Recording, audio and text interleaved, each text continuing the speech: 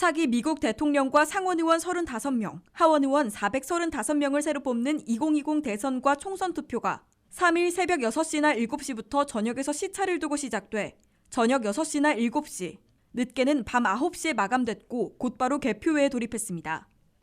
백악관 주인을 판가름할 6대 경합지들인 플로리다와 조지아가 가장 먼저 이날 저녁 7시부터 개표에 돌입했고 7시 30분에는 오하이오, 노스캐롤라이나, 8시에는 펜실베니아, 9시에는 애리조나의 순으로 이어져 차기 백악관 주인의 윤곽을 드러내기 시작했습니다. 선거 전야까지 하루 5번이나 대중 유세를 갖는 강행군을 해온 도널드 트럼프 대통령은 선거 당일 버지니아 알링턴에 있는 선거 본부를 방문해 관계자들을 격려하고 플로리다 등에서 굉장한 선거전을 폈기 때문에 대단한 밤, 위대한 4년을 갖게 될 것이라며 승리를 자신했습니다. I hear we're doing very well in Florida, we're doing very well in Arizona, we're doing incredibly well in Texas, and I think we're going to have a great night. We're going to have a great night, and we're going to have, much more importantly, we're going to have a great 4 years. 22개월간의 대장정을 마무리한 조셉 바이든 민주당 대통령 후보는 선거 당일에도 델라웨어 윌밍턴에서 출생지인 펜실베니아를 다시 찾아 올인하고 있음을 보여주고 이제는 트럼프 시대를 끝내고 짐 싸서 집으로 돌려보낼 때라며 정권 교체를 강조했습니다.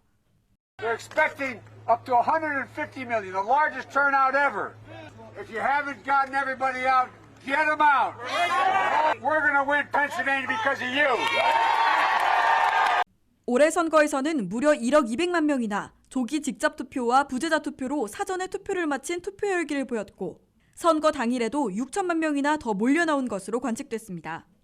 투표권이 있는 2억 5,500만 명 중에 1억 6천만 명이 투표했다면 62.7%의 높은 투표율로 최고치를 기록하게 됩니다.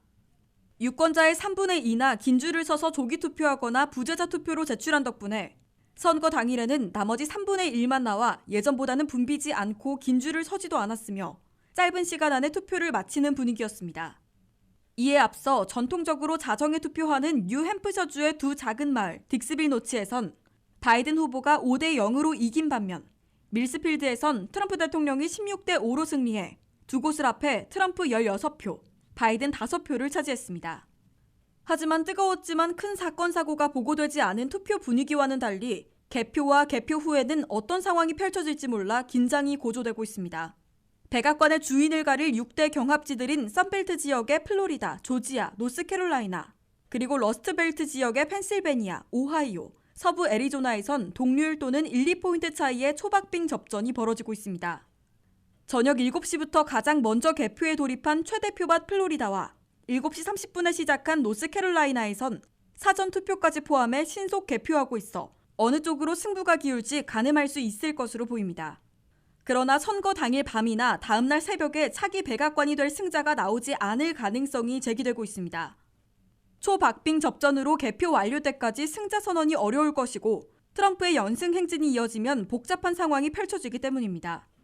특히 최후 승부처로 꼽히는 펜실베니아의 개표 결과가 결정적인데 240만 우편 투표를 개표하는데 수일이 걸리고 각종 소송까지 제기돼 있어 당일 밤 승자가 나오지 않을 가능성이 높은 것으로 보입니다.